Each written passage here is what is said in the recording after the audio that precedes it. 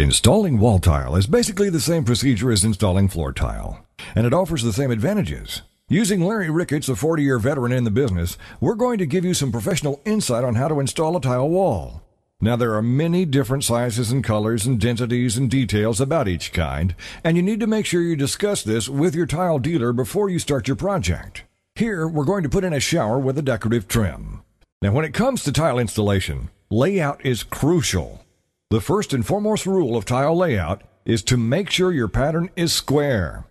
There are many details to this. Now, off we go. With your guidelines in place, make sure the wall surface is thoroughly clean of any dust or debris. Larry then suggests using a pre-mixed thin-set mortar as an adhesive. Make sure that the mortar is specified for high moisture areas too.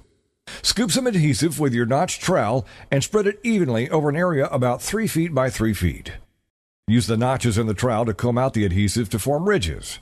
Hold the trowel at a consistent angle of about 45 degrees so the top ridges of the mortar have a uniform height. The pattern of the ridges is not important.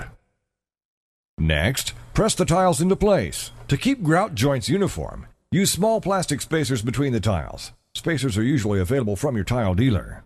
After installing the tile, check it with a level to make sure the installation is straight, and repeat this process until the entire area is tiled. Sometimes tight or uneven spaces eliminate the ability to trowel mortar over the wall surface. In this case, butter the mortar onto the back of the tile just as you would a piece of bread, only a lot thicker. Notch the mortar on the back of the tile with a trowel and press it into the wall as usual. Also, you are going to have to cut tiles to fit the last rows, to fit around soap dishes, pipes, or any other obstructions. The most productive and professional way to go about this is with a wet saw equipped with a diamond blade. If you don't own one of these, they can usually be rented from your local equipment supplier. A wet saw includes a brace and guide to stabilize the tile as you cut. This is also the best way to achieve a fine, smooth cut in hard, dense tile such as porcelain. Otherwise, a standard tile cutter can be used. Simply mark the tile where it needs to be cut and go for it. Tile nippers are also available for smaller cuts. As for fitting around pipes, nip off small pieces at a time and work toward the edges of the intended cut. The edges of the cut tile can be smoothed with 80 grit sandpaper. Keep in mind that most plumbing fixtures come with escutcheons that will cover up rough edges of the tile. Also, when positioning the cut tiles into the layout, try to keep the cut edges hidden as much as possible. Larry says when using cut tiles, try to place the cut edge of the tile toward the far wall where the eye won't pick it up. Also, keep those edges put away from where people will usually be seeing it, because they can become noticeable if the edges are pitted from the saw. With all the tiles adhered to the wall, you're ready to grout the joints. Use a rubber bottom float to work the grout into the joints. Larry says to work the float in a diagonal motion. Applying the grout at an angle prevents the lip of the float from dipping into the joint and removing any grout that you're trying to apply. This keeps the joint smooth and full of grout.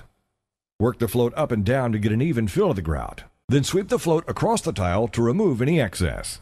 Remember, if you're tiling a tub or shower, make sure you use waterproof grout.